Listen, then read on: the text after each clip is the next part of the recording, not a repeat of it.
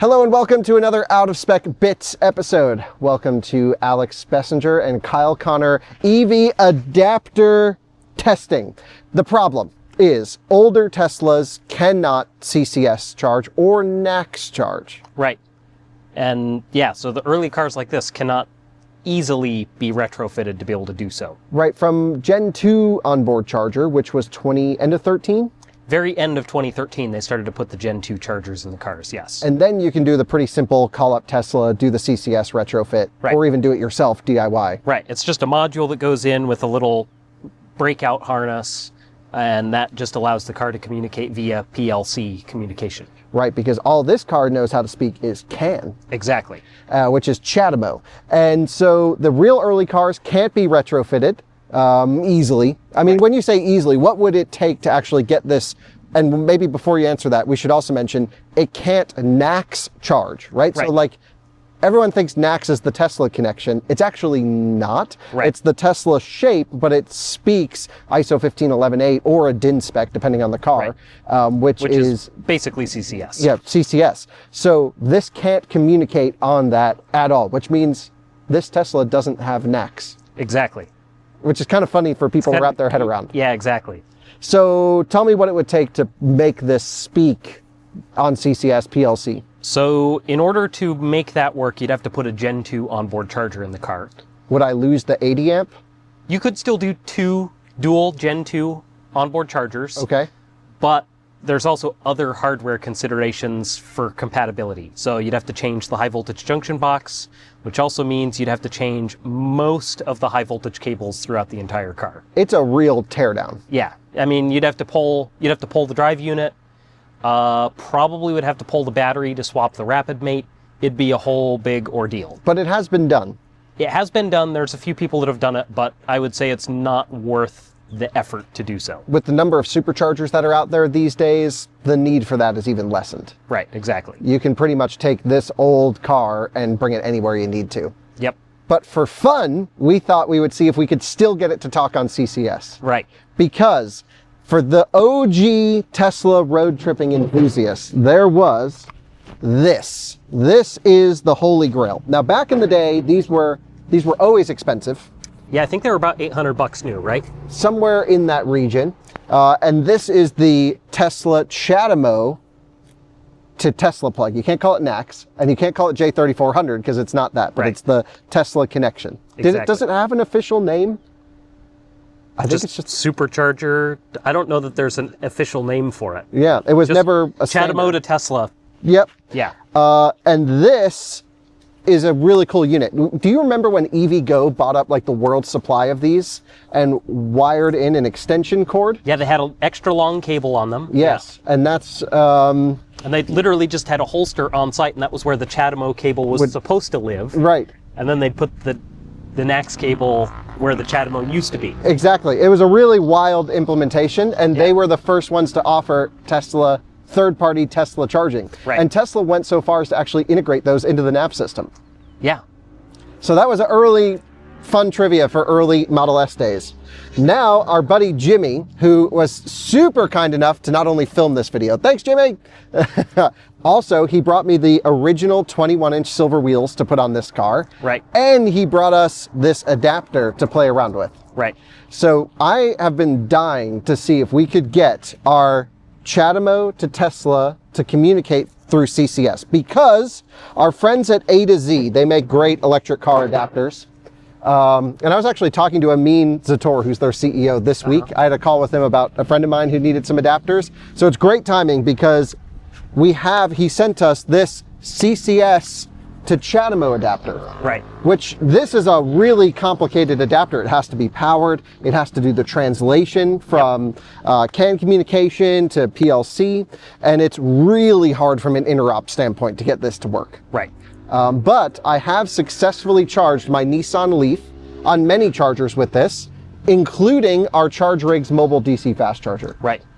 So the question becomes, can we get our old Tesla to CCS charge on here? And then if the answer is yes, we brought other adapters to see how far we can take it. Just make a whole chain of adapters. Because we're nerds and we just want to plug stuff in with each other. The first thing we should do is actually see what happens if we just try CCS charging the car, to show everyone that it's not possible. Just show what happens. Do you have the key on you by chance? I believe, yes, I do. And Got do it you in my have pocket right here. a CCS to NACS adapter? Yes, right here.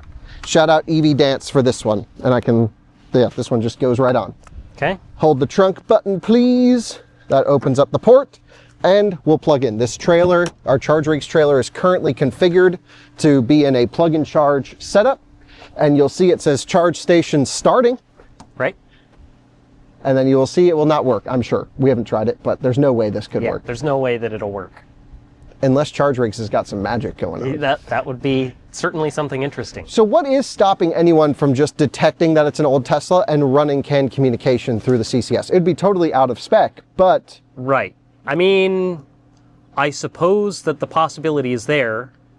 I don't know that Tesla has made the CAN communication method for supercharger the car has out there and available. The car just says ready to charge. It doesn't issue any warnings. Yep. And the charger's still... It's just in an endless loop. Keep an eye on that. I hear things clicking, though. Yeah, it seems like it's... I don't know. Just do you think looking it's trying to see to do if an the car... isolation test, maybe? Yeah. I don't know. It just says ready to charge. There's no warnings that pop up in the car to indicate anything's happening. Oh, yeah. So it says failed end reason BMS communication abnormality. And it said something about the charge gun. Okay, so makes sense. BMS communication abnormality. I would agree. Y'all are speaking... It cannot communicate in the same language. Chinese and English. Doesn't work. Right, exactly. Actually, I guess it would be more like Japanese and German. Yeah. Would you mind clicking and holding the trunk button again for me? So this is what happens if you were to bring a Tesla to an Iona site, like this car. Just wouldn't know what to do. Right, it just wouldn't work. And I think that's hard for people to be like, I've seen like plug share check-ins of older Tesla drivers. Right, people try to plug in and they're like, it doesn't work. Right, it's the same NACS plug I've plugged in, and so Iona must be crap. Right. But in reality, it's just this communication problem. And the same thing can happen even if you have a newer car that is NACS capable but hasn't had the retrofit done. Exactly, so maybe you can mention that and what some of the years are. So pretty much anything before 2021 has to have a CCS retrofit to charge on CCS or third-party NACS. Right. So whether it be Model 3, Model Y, Model S, Model X, if it's pre-2021, they can't do it unless they've had the retrofit done. And you can always go into the software menu on the car and hit additional vehicle information in the software tab. Right. And it will tell you if it's enabled for NACS or third-party CCS charging. Right, exactly. And I think even in 2022, 2023, there were some supply chain issues during COVID, right? Yeah, there's a gap of cars that don't have it from that time frame. Even some cars from that time frame that don't have it too. So what we're going to do, is take our CCS inlet that comes off the trailer. So we're going to plug in here. And this dispenses into CHAdeMO, which is what the Mitsubishi i-MiEV uses, Nissan Leaf, Mitsubishi Outlander plug-in hybrid, yep, Honda Fit EV. Did the Fit have CHAdeMO? Oh, it may not have had DC charging. I was just thinking Japanese EVs. What else had CHAdeMO? Well, the CHadeMO kits, so the aftermarket CHadeMO kit for RAV4 EV and whatnot. Right, which we have on one of our RAV4s. Yep, and that's, and Kia Soul EV. Oh, that's right. How could we forget? The Kia Soul EV. And the original Ioniq Electric was CCS, right? Yes. Okay, but it depends on the market because there's still a brand new Lexus sold in Norway, the Lexus UX Electric, that's CHAdeMO. Oh, really? And a lot of cars in Japan, of course, still use CHAdeMO. Of course, yes. There is a CHAdeMO fan club out there. I see them at the events. I partake. I like CHAdeMO. I think it's fun, but it's really silly. I mean, who wants to use a charging thing that looks that huge and scary? All right, so let's plug in our CHAdeMO adapter. I think you got to go 90 degrees. Nope, other way. You're upside down. You think I'm upside down right now? Oh, yeah. CHAdeMO's great, isn't it? It's just a big circular plug. All right, so we are interfaced as hard as I can get it to get in. Yeah. The question is the order of operations here, because that can determine a lot of success or failure with this. Right, I guess... First thing we should do is let's plug in. This is already becoming unwieldy. There we go. we're plugged in all the way. I'm going to plug it into the car, and then I'm going to turn on the adapter. Yes, we need to wake the car up again. There we go. We're unlocked. We're in, and now I'm going to turn on the adapter. This thing is literally on the ground. And Jimmy brought this up because we've all been curious to see if this would work. So it does say it's starting. It does say charge station starting. The car is not showing anything at the moment. Oh, it actually says ready to charge, check charger power. Jimmy, if you come over here, we can take a look at the screen here. Charge station starting. How cool would it be if it actually works? Let me take a look here to see if it's actually blinking. It looks like the adapter shut off. I'm going to turn the adapter back on. Adapter's blinking fast. I think we may have done this in the wrong... I can't remember what order I have to hit the buttons on the adapter. Oh, if you're supposed to maybe hit the button before you plug it in, or... And now that we have adapters on both sides of it, I'm not sure what you're supposed to do. Right, yeah. The adapter's still on. The car is seemingly not charging, right? No, it's still just says ready to charge, check charger power.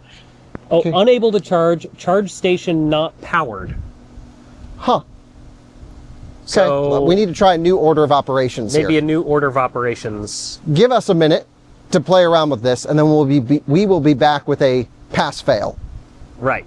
Well, it's been an educational video, but we haven't actually made that much progress here. No, not really. Our little communications box, which is the CCS to CHAdeMO portion, Right. is not communicating appropriately with the CHAdeMO to Tesla adapter. That's what it seems like. It's very possible that this still could work on a different type of charging station, maybe one that's more forgiving than the charge rigs. Right. It might just be like kind of a timing issue between everything trying to pass through, just not.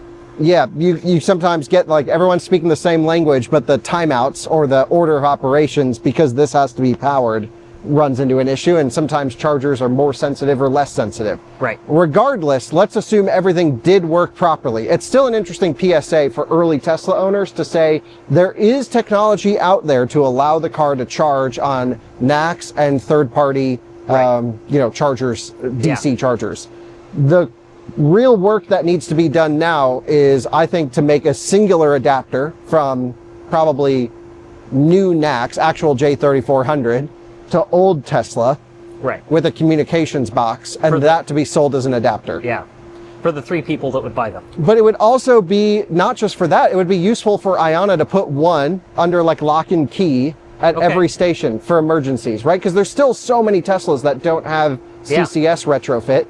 So to have an adapter like that handy for someone who's stranded, or for you to even keep in your car. Right. I mean, I've been to an Iona station when I saw a relatively recent Model 3, but without CCS retrofit, not be able to charge. Right. So I think there is a need for that adapter out there. Yeah. So A2Z, we got to talk to them to see if there's interest on their side. Yeah. It may not be enough volume to make it happen. Right. And it's worth noting there was an adapter made that did CCS to old Tesla communication made by Electron. That's right. I don't think they make anymore. We should reach out to them. Because if they could just put that back into production and put a NACS end on it, Yeah. or even CCS, it'd be fine either way. Right. It would work either way. And I know they were pretty pricey. I think they were also around $800. Yeah. But it is an option that exists. And it's worth it, like if we're building a charging station, or Iona's building a charging station, or BP Pulse, and you just want to, the goal is to get people charging. Right. Then it would be good just to have one there that you could, put a deposit on, $1,000 deposit as an emergency policy, and it gets returned on your card when you put it away. Right. Yeah. To me, that would make a lot of sense. Yeah. So there you guys have it. And a big thanks to Jimmy for bringing up this adapter. It is very possible that we are doing the order of operations wrong here. Yeah. We tried it a few different ways, but we just couldn't get it to work. Yeah. So we'll keep playing around with this idea at some point in the future. I'll reach out to Electron and A2Z, see if there's interest or maybe an adapter still in production. And then we'll be back to update you. And it would be particularly useful as now we have an old Tesla with no CCS comms. Right. Yep. So there you guys have it. Thanks so much for watching another Out of Spec Bits episode. Shout out to Jimmy for the new wheels. So you'll be seeing the original 21-inch turbines going on this car. It's going to look amazing. And there you go. That's a video. See y'all in another one again soon. Bye-bye.